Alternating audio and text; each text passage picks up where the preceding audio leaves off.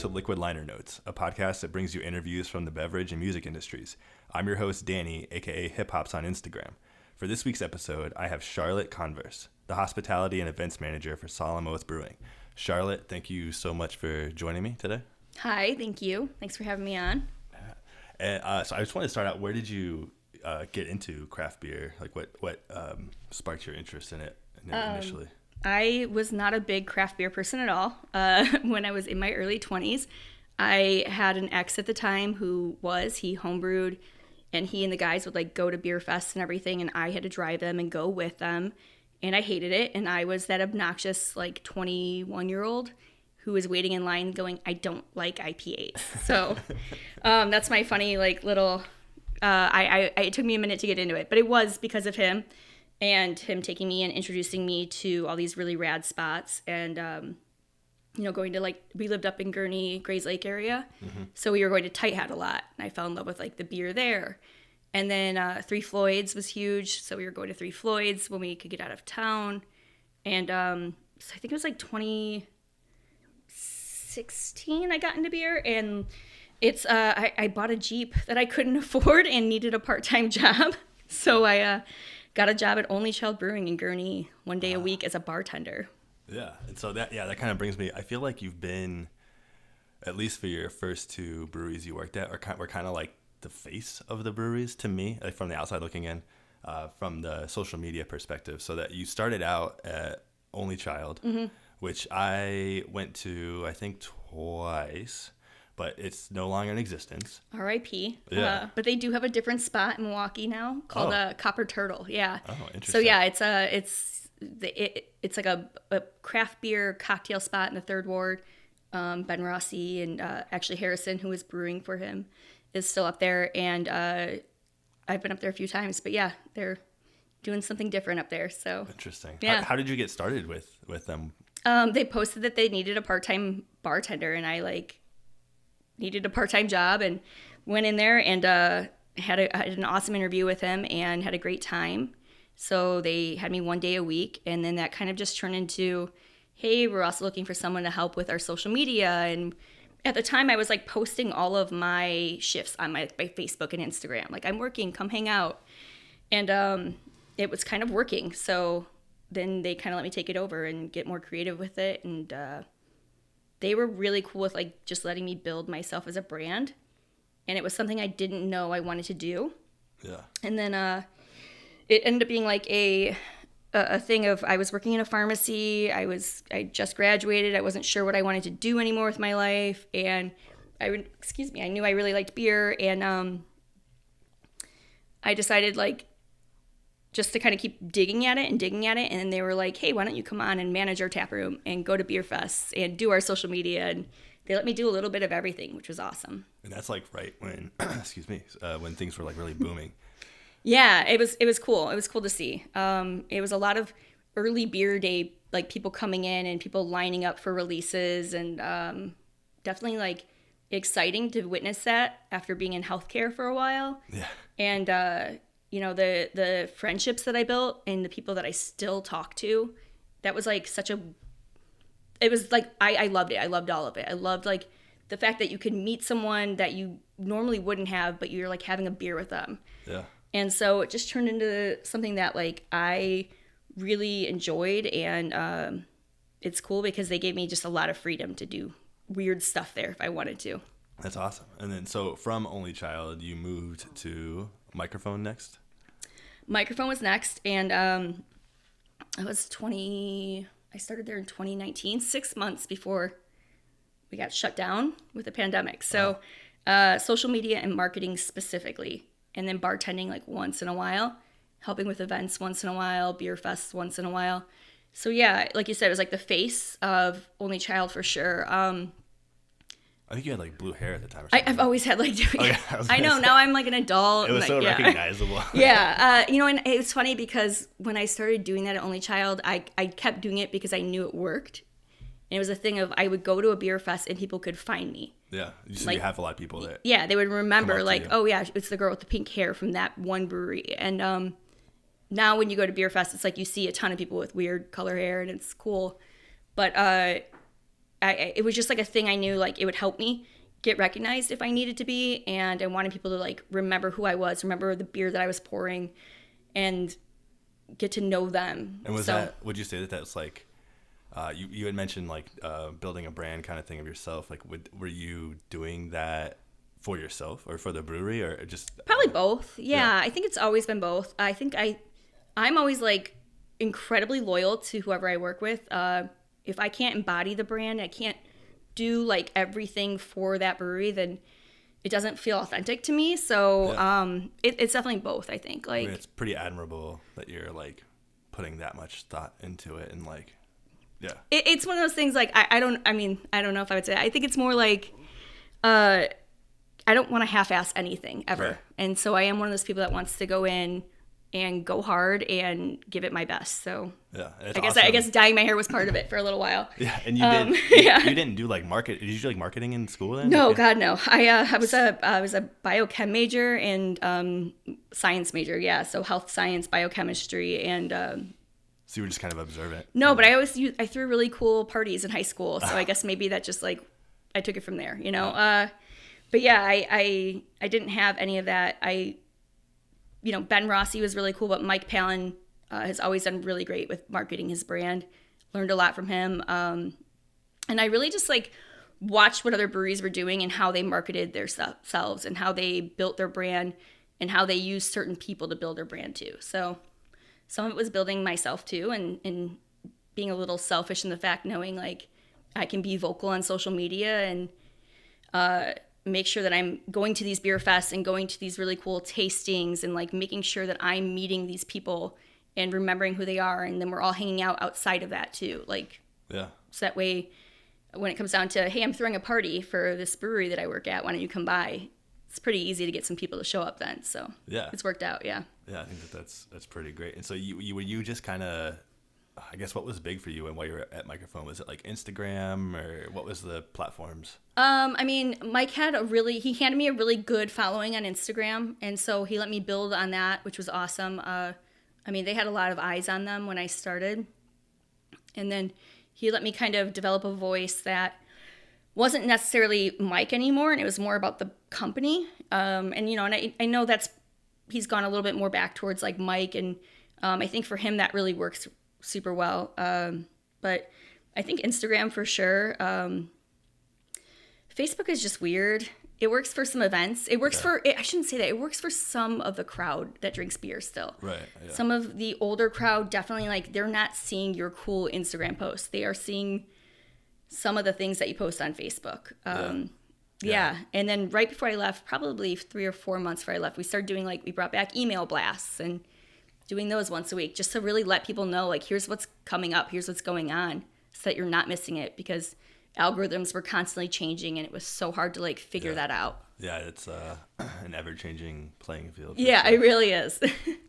Yeah. And were you doing events at Mikerphone too? Yeah, so when he hired me on, it's awesome. Before I started at Mikerphone, I helped out at Smells Like a Beer Fest. It's how I got to know Mike and the crew there. Which, just to put that out there, that's their barrel-aged beer festival. Yeah, Smells Like Bean Spirit. Yes, Smells Like a Beer Fest is their very big beer fest that they threw every year. It was getting bigger and bigger. I can remember going to Pale Popper Day at Fishman's. Yep. Forever ago. And that was when I just got into beer, and so I had no idea who Mike was, but I was like, this is such a cool party. Yeah. And started doing that, and then so I helped out Smells Like a Beer Fest in 2019 is when the year that it snowed. I helped pour there and was hanging out with everyone. And then I started working with Mike in July, and then the pandemic shut us down, I guess it was more like 8-9 months later. But at that point, we had just sold tickets to Smells Like a Beer Fest for 2020. So I got to help plan that and then cancel that event, which was so hard.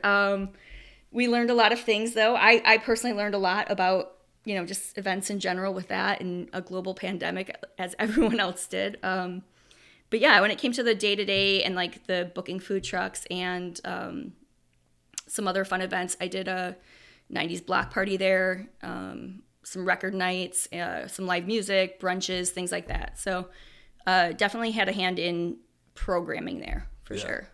Yeah, it did always look like a good time there. They had like the Blue Room and different music artists coming through. Yeah. Yeah. It's a cool spot. The people that worked there were fun, and he's had a following since he started, and it was cool to see that happen. And then as he was around a little bit longer, and some of that hype started to wear off a little bit, as it does when you age into the industry. You got to see him get new followers for winning a couple of awards for barrel-aged beers that were really like true to style, which was awesome. And then, we got to see like just people finding out who were brewery hopping and had no idea who Mikerphone was, and that was cool to see too. Yeah, which is kind of like, if you've ever been to Chicago, it's like by O'Hare, I'd say, like just past O'Hare if you're coming from the city. Yeah, 15 minutes maybe. Yeah, so it's not too bad of a drive from the city if you're coming into town. It's cool. Mike has a following. He's built a lot of relationships all over the country, which is really rad. So that he does have like a really big following in Florida, Wisconsin, and then like some spots out in Denver and stuff. So I know he's from Wisconsin. But he also, I remember him. He's like a globetrotter as far as like collaborations. And So he was one of those guys that did a million collaborations, so he made a lot of friends, and it's rad because like people will come into town, they get off the plane, and they realize Mikerphone's right there, and they were coming in, which was really cool. Yeah, that's awesome. So then you decided to make the jump from Mikerphone to Solemn Oath. Actually, I left without having anything lined up. Oh. Yeah. Not everyone knows that. I just like, I knew after the pandemic, and I did not stop working. So I stayed on. I was me and Jimmy Wojo, his tapper manager. We stayed on full time.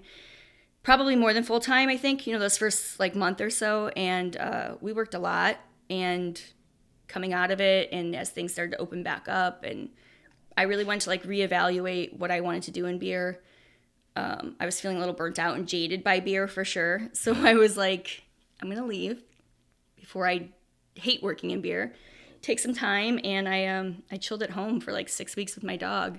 But I did tell people, hey, I'm a free agent. I'm leaving. I was kind of quiet about that part. And then Solemn Oath happened, yeah. Yeah, and you made a lot of contacts, like you said. Yeah, I'm very thankful for it. So, yeah, Eric Hobbs from Solemn Oath found out that I was available and reached out to me, and I interviewed with them. And I interviewed with some other, like, really cool people along the way, too. But they offered me that position that I felt was, like, the one that was elevated and, like, was going to help me grow even more. Yeah. So, yeah, went on as their hospitality and event manager in September of 2022.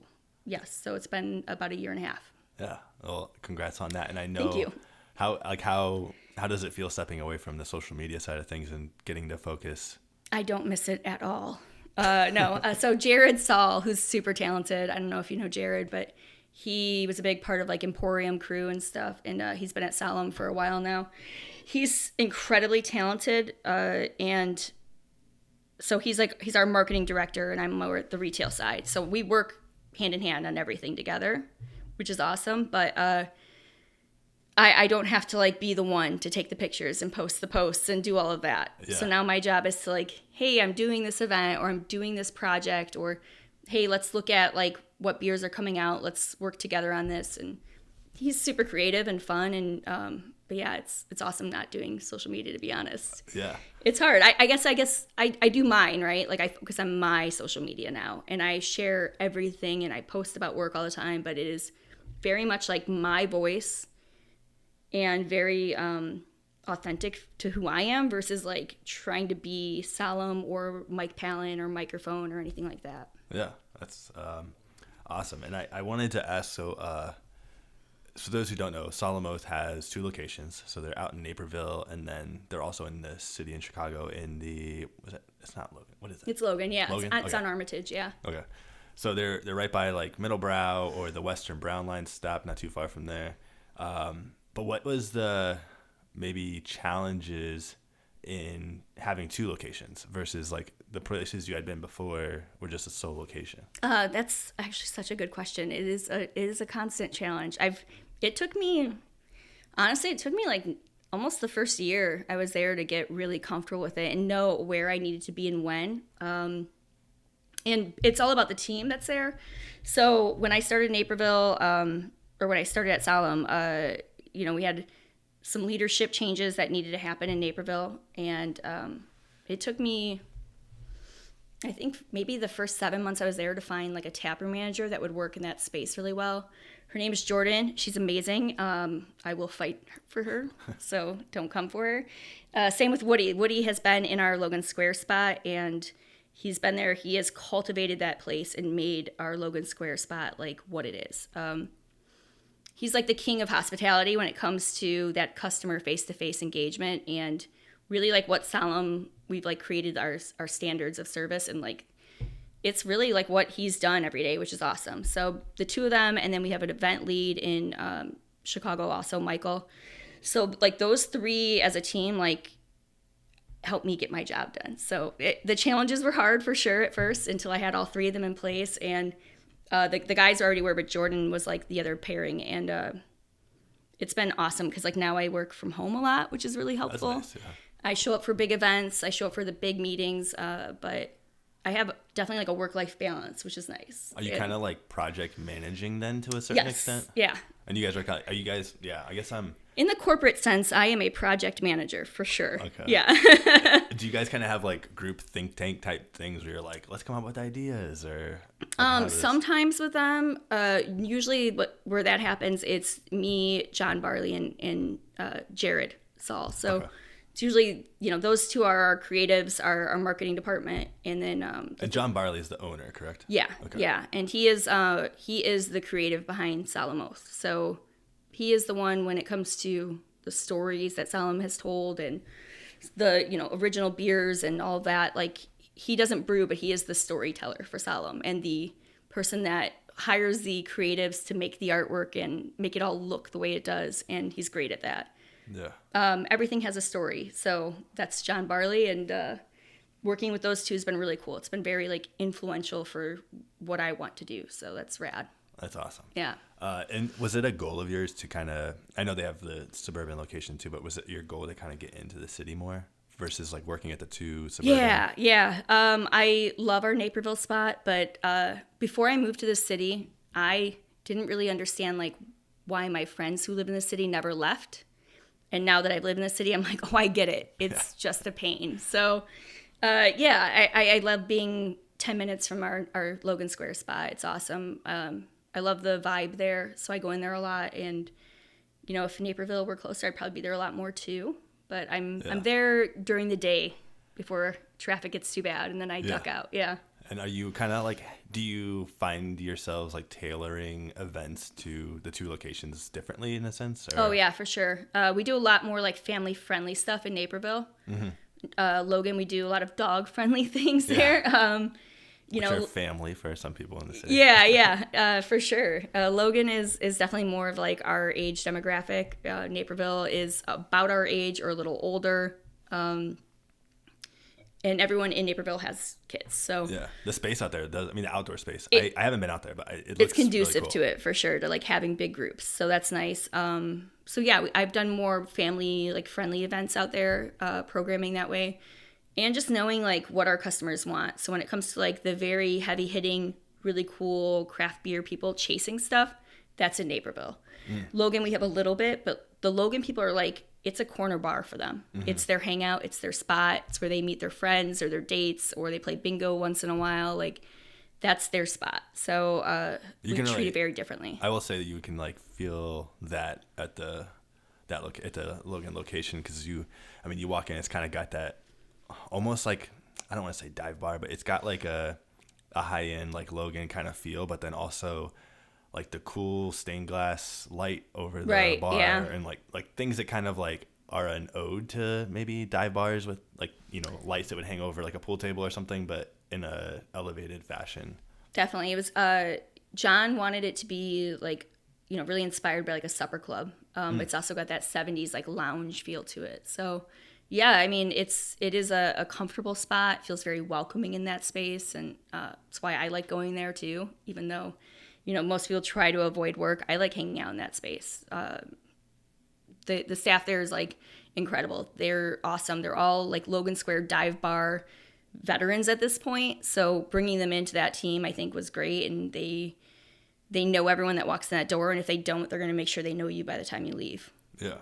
And so you had mentioned earlier about telling stories, and I did want to ask you about that a little bit because I know you don't handle the marketing side of things, but you guys, what was it's like nickel something that's like got the raccoon on it? Yeah, so that's Nickel Bar. Yeah. Yes, George's Premium Nickel Bar with Wanda Wega up in Elkhorn. So, yeah, John's been friends with them for a long time. So that's a camp in Elkhorn, Wisconsin that their branding is phenomenal. Everything they do, the partnerships, they are some of the couple that owns it are the most creative people I've ever met in my life. And they live in Chicago, but they have the camp up there. And, you'll come to the table with a couple of ideas and they'll take those ideas and then build them into something 1,000 times cooler.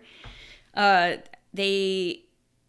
was very inspired by them. And so last year we went up there, we took water from their spring and then used that to brew the beer. And then we went back up there to celebrate it.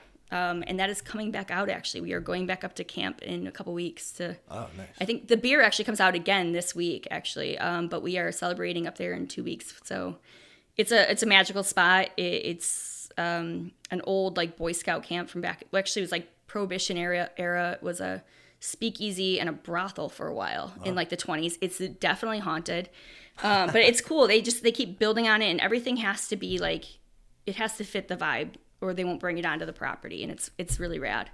So yeah, that is a big testament to like telling a story that was, when we're really into a project and really like feeling it as a team, it's pretty obvious when that comes out for the socials and everything. Yeah, I was gonna say shout out to the social media manager, because I feel like when that came out the last time, you had a lot of cool videos of being up there, and just I feel like the socials do kind of get wrapped up in telling that story in various ways. So it's a cool concept you guys have going with that, and I know that does translate over into the event space too, which is why I was connecting it to like what you're doing. I wish we could do that for every beer and every project we do, but it's like there's just not the bandwidth or the time for it. Yeah.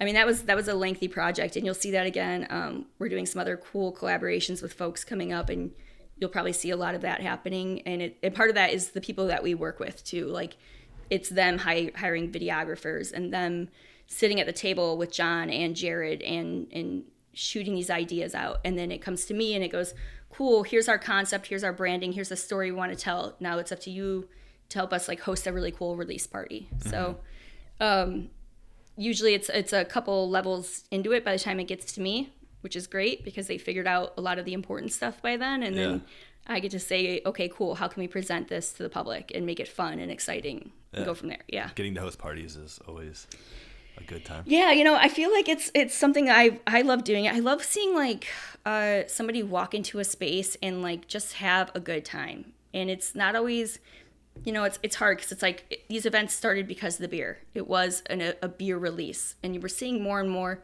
people are looking for something to do, and it doesn't have to be branded around one beer, or it doesn't have to be necessarily about the drinking, but it's about the memories that you're building and the time you're having there. And so it's made it easier to throw some cool parties that once I was given some freedom, especially with Solemn, where it doesn't have to be tied into like this very beer focused thing. And beer's an important part of it, but it's not all that we're trying to do. We want to make this a space for you to come spend your time with us. Yeah, I mean, I know it's kind of like brands had to find a way to differentiate themselves from others, and that experiential aspect is like one way that many, even like retail locations and everything else was doing. And I feel like you guys have been doing a great job of like extending that into the beer industry. Yeah, I think I always feel like Solemn's always been able to do that. They've always just been kind of cool. And I like say that jokingly because they were cool and they were very influential to me when I was getting into beer. And I remember going there and being like, man, this place is cool. Going to the first couple of Oath days and seeing like they've got, half pipe, they've got old vintage vans, they've got DJs, they're doing all these cool activations. And I think that's been part of my challenge, is figuring out how Solemn's like matured and how we can do events that are still cool and fun and exciting, but maybe a little different than what we've done before, different what everyone else is doing all the time. So it's a fun challenge, but it's definitely been a challenge when there's 250 other breweries in the state to compete with, right? Right. I actually remember Solemn Oath when they like first started coming out and they were in the Bombers, but they had that like cool like metallic background labeling. Yeah. So they've always found a way to sort of like stick out or differentiate themselves. So it's John has a great eye, and like I said, he's good at curating talent for sure. So Jordan used to do the artwork, which we still use a lot of pieces from him. And any of like our older stuff that we'll bring back, that's all Jordan's artwork. And he is now with Dark Matter, I believe. So you'll probably see his stuff popping up around the city all the time. But now we have Eric Lundquist, and he does our labels. And he is wildly talented. I think he has helped develop the brand again, like made it more mature, really, when it came to the Hidden Hand, like our side project stuff, right? Yeah. So gave Hidden Hand a look for a lot of this stuff. I know he did this one for sure, Saguaro label. Yeah, we're drinking a hazy IPA, Saguaro. Yeah. It's a good lead way because my next thing was going to be Hidden Hand. So that's Hidden Hand stuff. Yeah, the sister project, side project. Yeah. But can you talk a little bit about like what that is for Solemn Oath? Yeah, that was they started it before I came on with them, but it was this idea of Solemn was getting bigger and bigger, and they had a distributor, and Saguaro was a way to like introduce some really fun small batch concepts and get those fresh hops in front of people right away and do some really fun things that they had the freedom to do with that they wanted there. And it's cool. They basically just built another brand, but it was all brewed by people at Solemn, and artwork and creatives and everything. It's all the same people working on that. So it's not like a contracted brewer coming in or anything like that. So it is all Solemn Oath behind the scenes. And it's been really fun and exciting, but we did actually, they are with a distributor as of like a month ago. So you'll see you'll see Hidden Hand at like distributors or retail spots all over now, which is cool. Is Solemn Oath self-distributed? No, they've always been with CBS. Oh, okay. Which was formerly like Windy City and Reyes and merged together. So Chicago Beverage Systems, which Hidden Hand is now a part of. And so now they can take that and they can sell that beer for us as well, while now our sales team can focus on like other markets that we weren't in necessarily. And within the state, or are you talking about like in the state for sure right now? For the most part, yeah, for what I'm allowed to say, for sure. In the state, and just areas that like are outside of that footprint. So the team can focus on things like that and developing some other really fun new projects down the road. So. And does Hidden Hand primarily focus on hoppy beers? Mostly, yeah. Okay. You'll see that. Some of our collaborations are that, through the Hidden Hand brand. Again, mostly IPAs. We've done some barrel-aged stuff as Hidden Hand, which has been cool, just because it'll be smaller batch. And most of Solemn's barrel-aged stuff goes through like our VIP membership only. So the old order and the new order as of this year. So they are the ones that get those beers. And you'll see a few other styles coming out, but not many. Do you get people confused? I know you're not, front and center as far as like bartending and stuff like that, but are people kind of like that know that they're connected, or is it kinda... Yeah, it's definitely like new people walking in. People that have been Solemn Oath fans for a while know, and they get it. Yeah. Which Solemn Oath has like a lot of like tried and trues and people that have been with them forever and following them forever. But it is for some people, they'll ask like, well, who's brewing that? And they assume because it's like a contracted brew thing, right? And they'll think about it that way. Like when Saint Laurent was at Mikerphone previously, and now I think they're at Beguile, maybe? Beguile or Temperance or something. Yeah, they're contract brewing out of another space. Yeah. When Hot Butcher was contract brewing out of Miskatonic. So Hidden Hand is not that. It is all entirely owned, operated, and run by the crew with Solemn Oath. So complete control over it when it comes to that. But it's kind of like the fun experimental stuff that we're not trying to sell Hidden Hand to the OG Solemn Oath followers that were really into like the Belgians and the Saisons and things like that. Yeah, it's just like a fun little side thing where you're able to be maybe a little more experimental because you don't have to worry about brewing a ton of, barrels of it. Yeah. Yeah, cool. I did want to ask about the Solemn Oath membership, and you kind of just led me into that too. So what's I don't know anything about this, and so you don't have to go into too much detail, but what is... It's always been pretty quiet. The thing is, because it was pre-Osner days. It was one of the first like membership programs for barrel-aged beers. But it's called the Old Order. They've been doing it for a long time, and it used to be where those beers went to the Old Order and no one else ever. No one ever saw those beers unless someone was sharing it with them. And, as things grow and develop and you get more competition, you have Mikerphones, Phase 3s, more brewing moving in with these killer barrel-aged beers. 2 of those breweries also started VIP programs, which, like, Phase 3s is probably one of the most sought after in the country, let alone the state. Yeah. So, and rightfully so, they make incredible beer. I love them. And, the Old Order has continued on for sure. This last year, we also added a new tier called the New Order. And the New Order is, you get all the same perks as the Old Order, but then we also take one, like, it's our Brewer's Reserve barrel. So it's like the best of the best barrel that we have. And we'll take that barrel, and then we're only packaging like 2 sixtels and a couple hundred bottles, and that's it. And we limited it to like 50 people, and that's all it is. So it's an elite membership program. This is the first year we did it, which has been cool to see. And our release days are very different too. So when they brought me on, it was every release that we do for our memberships. It's like every other month. We do 6 throughout the year.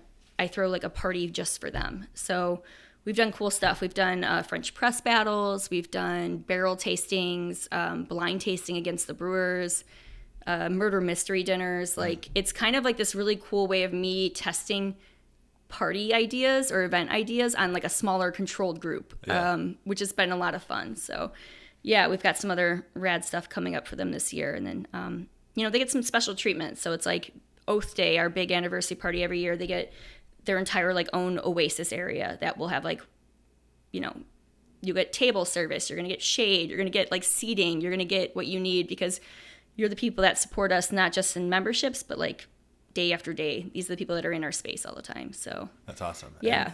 And, is that something that opens up, or is it like everybody's kind of booked and they kind of keep going, so it doesn't really open year to year? Ours actually opens up. So because Solemn's not a small brewery at all, we have the ability to open it up. The New Order will always stay very small.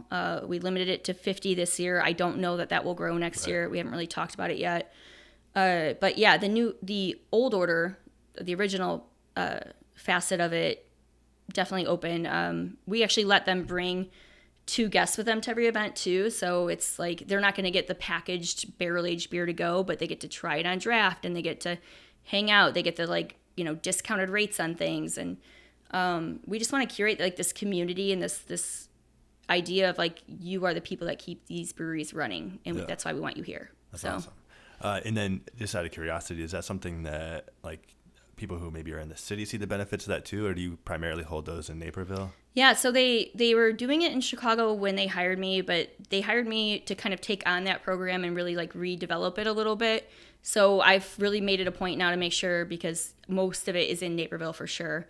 Okay. Most of our customers are in Naperville, right? But Chicago, I have curated it so like our members that purchase in Chicago, we have like the same events that take place for them in Naperville. We do it the same in Chicago. It's just a smaller group, which I think is cooler. So, in Naperville, it's 120 people in a room with John Barley and JP Vanderveen and like everybody else. But in Chicago, there's 30, 40 people or sometimes less on a pickup day.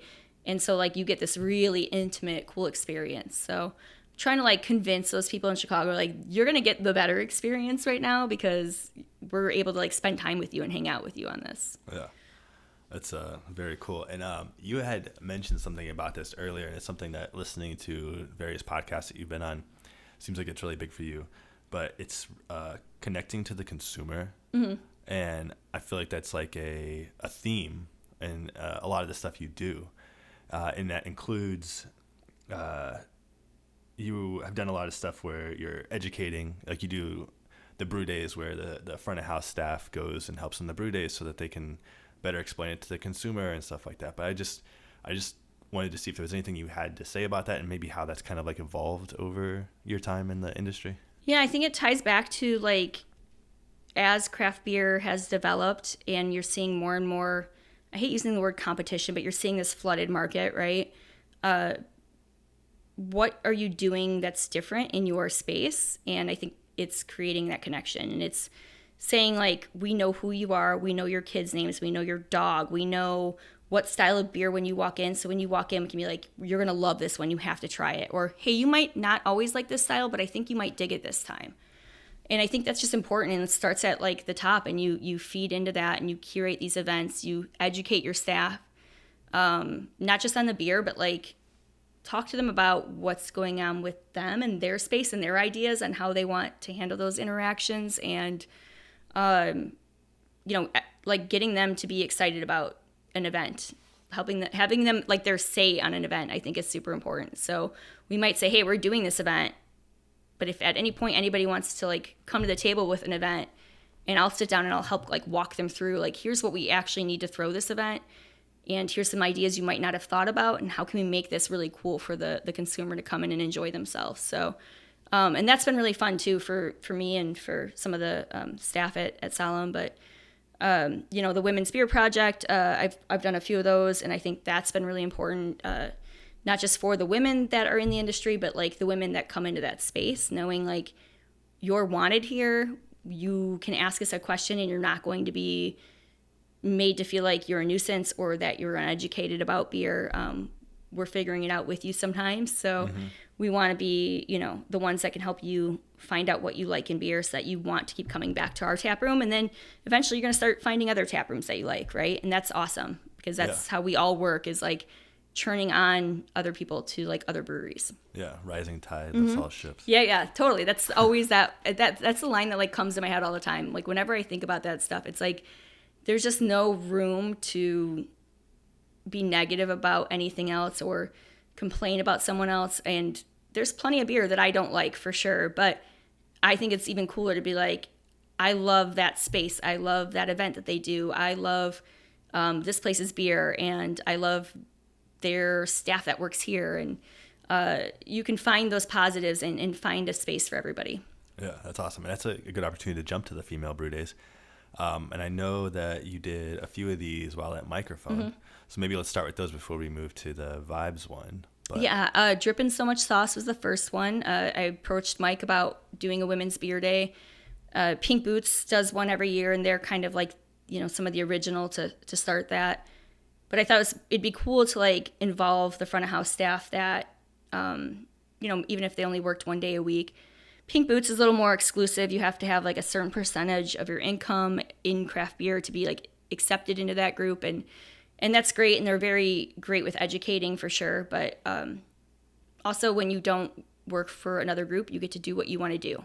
So that was important to us, for sure. So yeah, we did Drippin' So Much Sauce, which I think Mike is still brewing to this day, which is really rad. And it was great. The brewers helped us create that recipe, and then we brewed the beer together, and it was super fun. And then we did She Blends a Lot, which was a barrel pick, which was really cool. So, when you're, like, working events and marketing and all that stuff, you're sitting in the back, and sometimes you get to do that with the guys, but sometimes front of house doesn't. Yeah. So having some of the girls from front of house be able to get involved with that and pick a beer that they loved, and it ended up taking, like, a silver medal at the U.S. Beer Open, which was super rad. Congrats on that. Yeah, no, it was really cool to, like, watch them create something that they were proud of and excited for. And that's just like you guys are, like, pulling nails, as they say. Yeah. Just tasting different barrels. Yeah. So we tasted through, I think, like 20 beers that day, and then we did a blend. So we picked a couple different barrels that we really loved and we thought, like, worked really well together.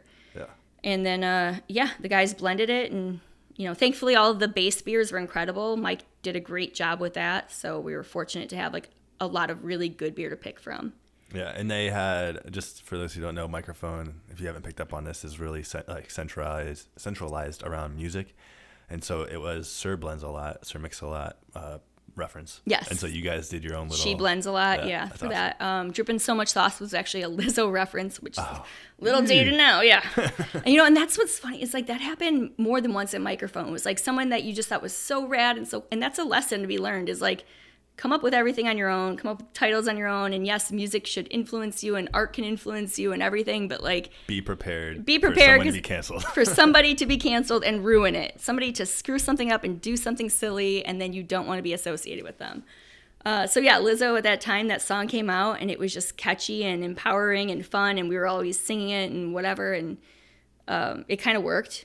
You know, Mike does a lot of like hip hop and rap songs in his beers, and that kind of fit the theme. And then we did She's So Divine, which was that was a West Coast right before I left, and that was based off of a couple different themes, but also a couple different songs. And one of the bartenders that worked there actually wrote a song called She's So Divine based on like our experience as a collective group of women. And then we decided to name the beer after that. That's so that was awesome. like a very cool, like personal thing. Yeah. And that was just a super fun one to work on too. That's really cool. And I don't want it to be lost that like you guys aren't just doing these fun little brew days for fun. I mean, you get the education and everything out of it, but you're also donating money to various charities, which I thought was really cool. Yeah, that one was with Wings, which was they're in Chicagoland area. They support survivors of domestic abuse. So they were incredible to work with, and I think Mike still donates some of the dripping proceeds to that, which is awesome that he keeps doing that. But yeah, Solemn Oath, I took those ideas and I just kind of wanted to keep building on it. And when I interviewed with Solemn, I talked to Hobbs and Barley, and I was like, this is something I've always had in the back of my head, and I want to do X, Y, Z with this project, and I want to take it here. And they were all for it. They supported it right away. And, the first year I worked there, it was like only a few months in, so it was a little too hard for me to I was still learning my job, right? So this year was the year I got to do it, and I thought I would have like 20 or 30. The idea was to open this project up to other breweries and let them get involved with us, but not just breweries. I wanted it to be bottle shops, restaurants. Basically, if you were a woman working in craft beer in some format, you got to be a part of this project. Podcasts. We had podcasters. Yeah. We had Rachel Morrison so we've had 2 different event planning kind of groups and bloggers on there too, which is rad. So yeah, I thought it was going to be like 20 different groups maybe. The idea was that they would come in, they would do like a hop selection, and they come back, they brew the beer, and then they get to sell the beer. Yeah.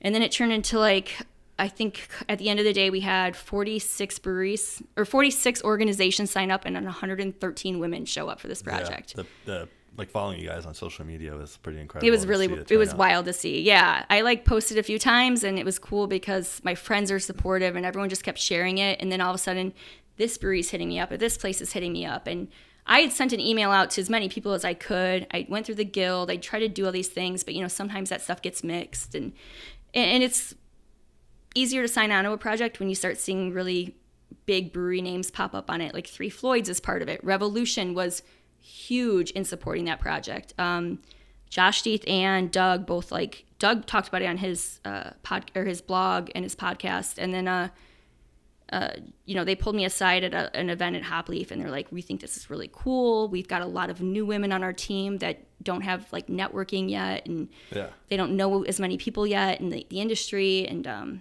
so we're going to fully support it. And Emily from Rev was a big part of it. We've always been friends, and so she was like pushing everyone to get out for it. And I think they had like 9 or 10 people show up alone from their spot, awesome. Which is amazing. Like a brewery that's been around and has inspired so many other breweries in Chicagoland to like be there and support it fully was so rad. Yeah, and I thought so on the Drunken Uncultured podcast, you were discussing how it just sort of like gets a bunch of women and other groups together in a room, and gets them to be able to put like name to a face and like open up a network for them to reach out to on everyday life, let alone just in the brewing industry. Yeah, I didn't want, the education part is really cool, but that's only going to apply to some of those women. I shouldn't say that. It'll apply to all of them if they want it to. It's right. If you're selling the beer, if you're serving it, brewing it, whatever, it's only going to better you if you learn the process and you know how that beer is made. We talked a lot about, we had Shayna from Omega, who is one of my favorite humans, do our hop selection. She's so brilliant and cool. I've not met her yet, but she is the coolest person. Yeah. I highly recommend talking to her. I want to interview her. She is. So if you hear this, Shayna. Yeah. She's like, it's cool that we're friends, but I also am constantly gushing about how cool she is, and I love her to death. Yeah, I love her when she's on the Beer Temple podcast. Yeah, she's just a big inspiration, and she's just really rad. But she's so smart and really taught. So she did the hop selection for us, and it was on that snowy night on I think it was in January 9th, I think we did the hop selection. Really, we had a random snowstorm, of course, on a Tuesday night. And so a lot of folks couldn't come. We still had like 45 show up just for the hop selection at our Chicago location. And, you know, some of us have done that before through like Pink Boots and other things, but a lot of them were new and haven't done it. And like, it was cool because she just kept saying like, you know, we had a lexicon printed out. We had all these sensory things, these things to help guide these women to like figure out what they wanted this beer to taste like. But she was like, you know, you can use these words, you can describe it this way, but like just go with the vibe, like whatever the vibe's telling you. And she kept saying that over and over again, which is why we named the beer Vibes. So it worked out really well that way. But it was like a cool night, and it was fun because it was like me, her, I think it was Emily from Revolution, Jana, there was like it was like one or two other, Michelle Foyk. We're all kind of like standing off to the side, and we're like looking at this room and realizing we don't know most of the women in the room. They're younger than we are, and like it was just so cool to see. Because 10 years ago when I started, 9 years ago in beer, like you would look around in the room, there'd be 5, 6, maybe 10, depending on the event you went. And like to see 40 women in a room, it was just really cool. And then Brew Day, you see 113 women in a room, and knowing that there's way more than that in Chicago's beer scene is wild. Like very like goosebump kind of like, this is really, really cool to see that it's evolved this much. Yeah, you're making a big impact on a lot of things. And so you guys had even like a pretty big like media. I mean, you guys had like local news organizations. It's so terrible. Yeah, I hate it. Yeah. I can like talk on a podcast, but you put me in front of a camera on TV and I freeze. Yeah. Yeah, the camera adds a whole another. Yeah, it's just, you know, in my face. I'm like not smiling at all in any of the video. So I tried to push off a lot of the interviews, but yeah, it was cool. We had some great coverage. The Guild was awesome in supporting the project. Because the proceeds from this one is going to the Illinois Diversity in Beer Scholarship, which helps support like people of color and any kind of group in beer that is underrepresented. So basically anybody that's like not a white dude is going to be assisted with these scholarships, which is great. So and is that just like maybe helping them go to brew school? So that scholarships is sponsored through Siebel too, so it helps them go through that. Which Siebel Institute is like a brewing school here in Chicago, and I think they also have a location in Germany. Yeah, they're like the legendary, you know, the who's who. The who's who's of beer schools for sure. And so it's that's where that scholarship's going to this year, and I wanted to align it with that, just knowing that like part of this project too was opening it up where like, yes, it's a women's beer, but I want it to be if you were non-binary, if you were trans, if you maybe are a male identifying but like didn't really fit. We had a couple people that reached out and they're just like, I don't feel comfortable with these guys in this brewery, or I don't really have a place.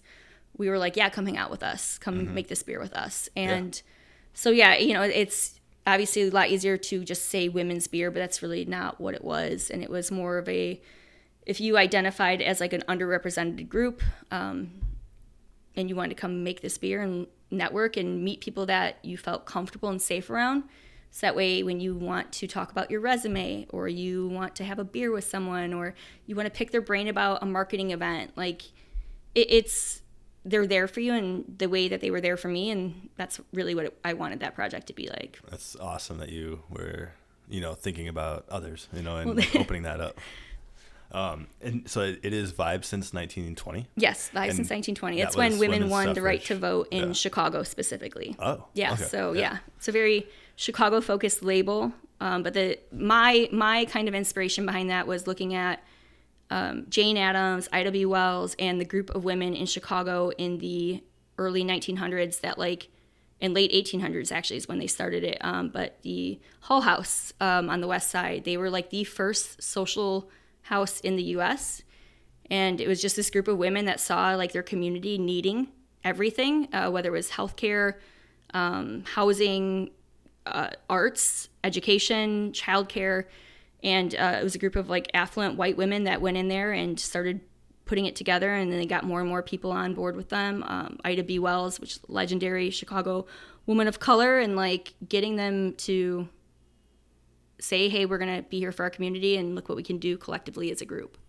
So that was a big part of it. And then looking at, in the 70s, women in Chicago, again, looking for women's rights. And it was like this little, they had this apartment on Belmont, which I thought was so cool, where they would like get together and brainstorm about marching and protesting and the artwork and the banners. So a lot of the color schemes and some of the artwork on that label kind of was inspired by like what they were doing in that space. So yeah, and you had a lot of like little small things to the various people who were participating. Also, I did, so yeah. Claire Sandler Goody, a good friend of mine, she also has done some labels for Light the Lamp Brewing in Grays Lake. And she's a local Chicago gal / artist, graphic designer. She was amazing. I went to her house. We had beers together, and we like talked through a list of how do I take like 85 to 100 women's opinions and put it all in one label. And this, again, like was not expecting this project to be so big. And I think I would have definitely done things a little differently versus like trying to let everyone vote on everything. I could have provided more direction and said, hey, we're going to go this route. Yeah. Now let's get some other finer details in there.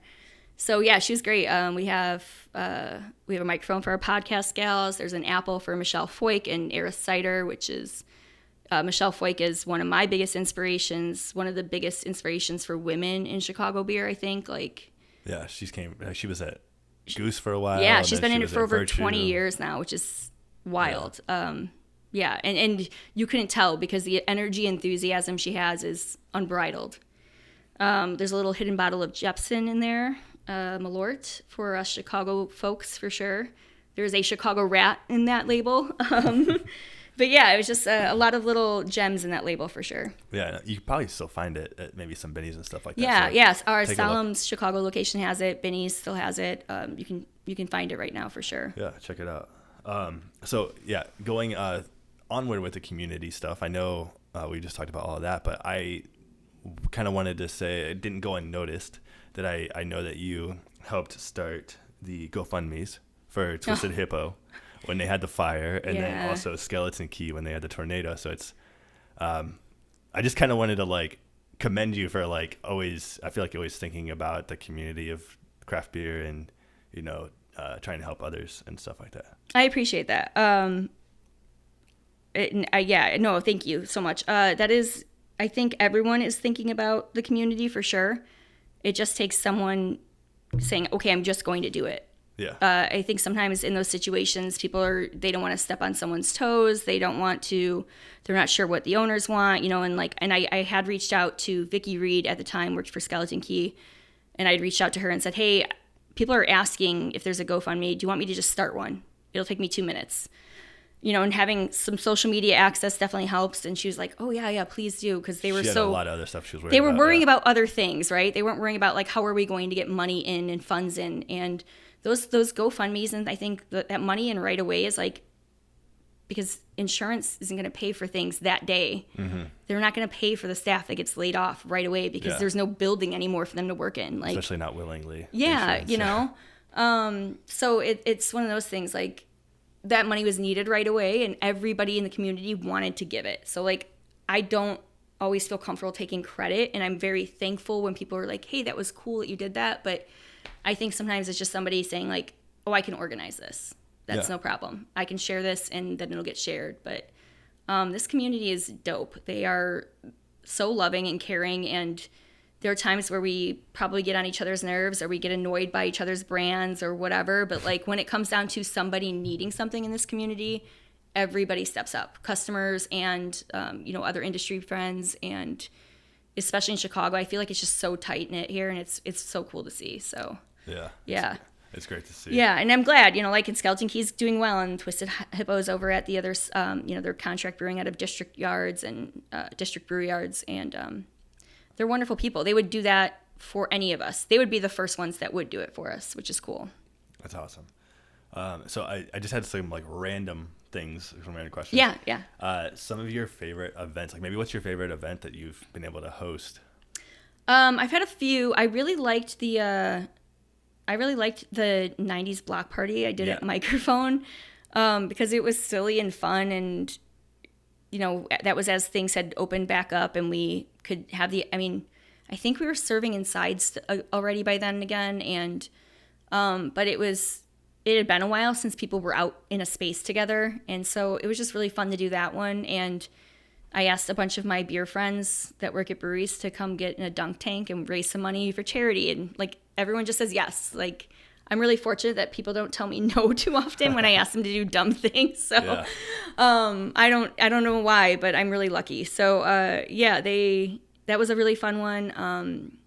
Solemn, we did like a harvest festival now every year that I'm really digging because I obviously love Halloween, and that's been really fun. And Oath Day is like a legendary party, and like this year's Oath Day is shaping up to be one for the books, in my opinion.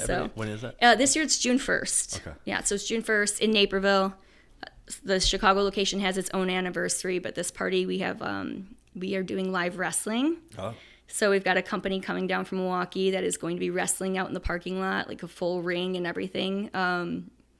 Chicago's Secret Burger, Paper Thin Pizza, Cafe Estrella, like booking some of the best food in the space. We've got some really cool music coming out, some carnival games happening. So it's just like a really fun party. But yeah, those are a few. I don't know. I feel like every year I have a new one, but yeah. No, I mean, that's as of 2024. That is the last. Yeah, that's gonna be it for sure. So the other thing I know you had a hand in was the Lager Lounge. Oh yeah. That's my favorite not my brewery project. Yeah, for sure. Yeah. And so that was basically an oasis from all the barrel-aged beers at Fobab, and where people were able to go and just drink lagers. Yeah. So, yeah, that's a really cool... Was that your idea? I forgot. Yeah, so it's, yes, Katie Carrier, who makes sure that everything for the Guild and every cool event in Fobab, she is why Fobab happens every year and why Beer Under Glass happens every year. And I had left Mikerphone and had that little 6-week window, and she's like, hey, can you do some social media for the Guild for Fobab? We'll contract you out for a little while. So that was cool. It was like, 4 hours of work a week that I just had to do for them.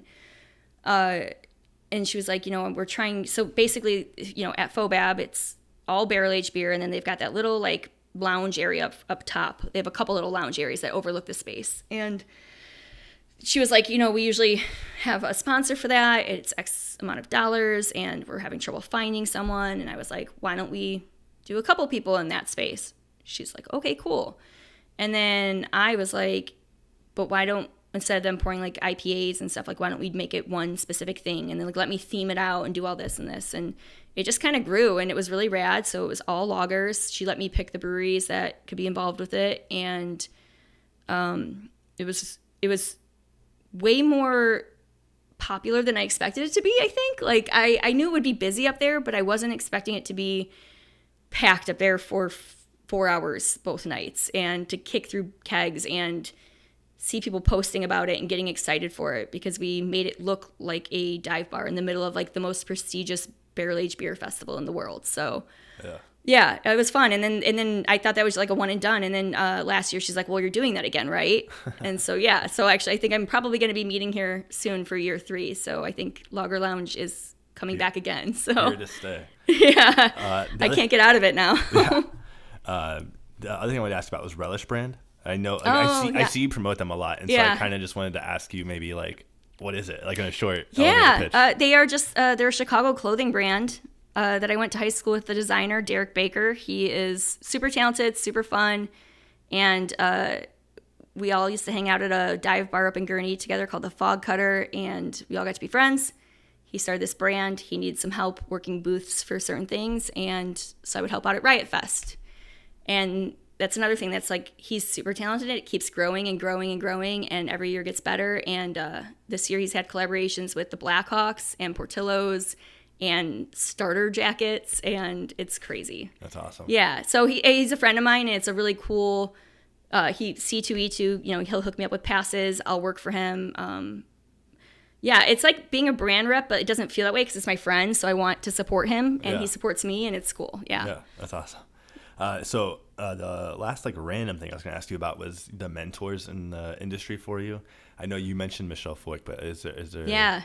Michelle Foyk, Shayna for sure. Solarte, she's at Omega Yeast, and those are two for sure that like I think helped shape a lot of things for me as far as like where I would like to be and how I'd like to present myself in the industry and how I treat other women in this industry. And but I've had guys too that I think have been, I mean, Trevor from Old Irving, when it comes to like a mentor, like I don't want to exclude the guys in this industry that help get me where I'm at. And he is someone that I could call at any moment for any reason.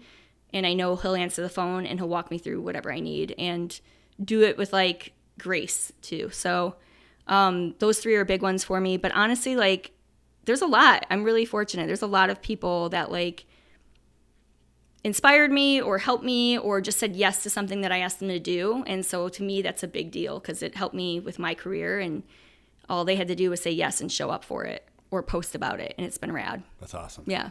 Good to hear. All right, was there anything else you wanted to add before we get to the outro questions? We covered so much. We did. Yeah, no, you had great questions. I appreciate it. Like, obviously, research-wise, you did some work, so it's cool to, like, answer some fun questions with that. Awesome. Yeah, I don't think relish has ever been brought up in a podcast. I feel like I see you, like, post about them. Yeah. Nice. You know, I support the friends. If you do something cool, I want to talk about it with people, so I love that, yeah. Where are the socials you want people to be able to find you at, whether it be, you know, Solemn and Solemn Oath Solemn Oath Beer. Solemn Oath Beer, Hidden Hand Beer, or Charlotte Beer Me, which my name is never spelled right, so that's okay. You will find me. I guarantee it. So yeah, any of those are okay to follow. You follow my dog Jepson too, if you want to. Yeah, Jepson's Modern Life. Honestly, just follow him. He's way more entertaining. So. All right, very cool. Well, before I jump to outro questions, I just wanted to say thank you for being on and taking the time to come over here. And I feel like that you are an influential like member in the craft beer community in Chicago specifically. And so I just wanted to, you're one of the first people I thought of to interview. Oh, that's so rad. No, thank you. It's cool. I think those are the things sometimes like we don't always think about. So when somebody's like, hey, we're seeing what you're doing and it's cool, but like, do you want to talk about it some more or, you know, get it out there versus like seeing the stupid things I post about sometimes. It's rad. And there's a lot of people in this industry that care a lot and that want to like put their stuff out there and support everyone else. So thanks for including me in on that. I think that's cool. Yeah, no problem. All right. So we have 5 quick outro questions. All right.